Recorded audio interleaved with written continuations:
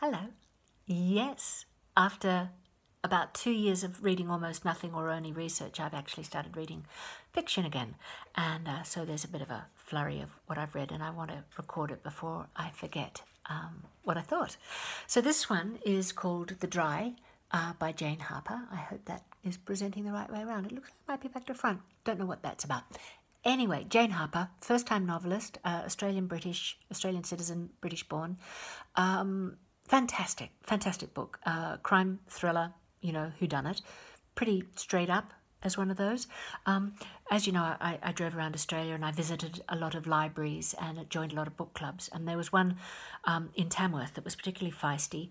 And this was the only book they all agreed on that they loved or they thought was excellent or a ripping good read. And I thought perhaps it was because it was a country story, obviously The Dry being what Australians call a drought, but it's also been on the New York Times bestseller, thousands of reviews on Goodreads, very high rating.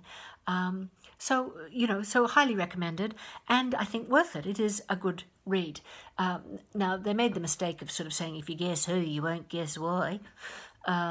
So, yeah, totally guessed who, totally guessed why. But then I was reading it as though it was a problem to be solved rather than for the sheer narrative drag. Often I don't know who did what, why, or wherever. I haven't got all the... Let me see if I've got... Basically, what's happened is there's a man, a policeman. He is a forensic accountant living in the city, but he comes from a small country town, and he left under a cloud of suspicion and derision. The father of a friend invites him back to the town to come to the funeral of his friend and this man's son with the cryptic note, "I know you lied." So this guy turns up, like somehow he's decent enough that "I know you lied" means that he's willing to face whatever that means. So he turns up, and this is a murder-suicide, family, drought, financial difficulties.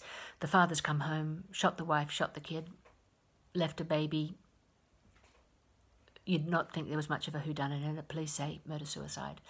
And the father is bereft, obviously, but also bereft that his son has done this to his daughter-in-law, who he loves, to his grandson, who he loves, destroyed his wife, who can't understand it, didn't see it coming, and wants to know if an incident in the past is a reflection that the child that he thought he knew actually always had this crime in him. And so this good man, this good policeman, comes back, and he is supported in his quest by the local policeman who's new to the area and smart, and like all the caricatures of a country cop, he's the real deal. He's somebody who's smart, who likes country people, who didn't expect in his first year there to have such a big deal crime, but actually is also concerned that things are not quite right with the scene and that perhaps people from outside have made assessments that might not be right. So there's no real point in getting to who did what to whom and why, other than to say I think the author has beautifully captured Australian country life, in its bigotry, in its smallness, in its generosity, in its closeness, in its... Pam, stop that, darling. I presume the dogs next door are going out for a walk because Pam's getting so cranky. Maybe she just doesn't like me talking to you because she knows how much I like you. She's such a jealous little dog. You want to come back here, Pooh? Come here. Come on, she's gone into the bathroom where she sent when she fight. Anyway, captures the fact that it's The Dry. You could hear the crackle. Come on now. Here's the overindulged pooch. So you can catch the crackle. You can catch all of that going on. The alibis, beautifully crafted, very nicely done. 4 winks, and just when I'd got to 4, a 5th one, so 5-wink novel, which I really think somebody needs to tell first-time novelists they've got to go and just do a global wink and make sure that... And a lot of people press their mouths into a thin, grim line. Lot of that descriptiveness going on. Now, I sound like I'm deriding it, which I'm not. Obviously, excellent book, talented writer, deserves prizes, well done. Not my genre.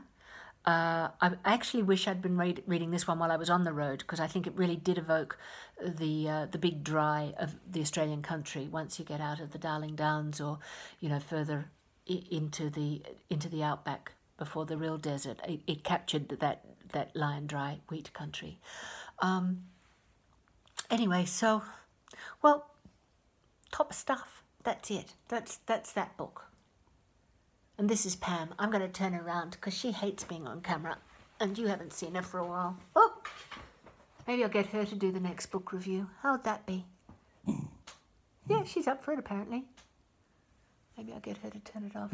Nah, silly old lady and her dog.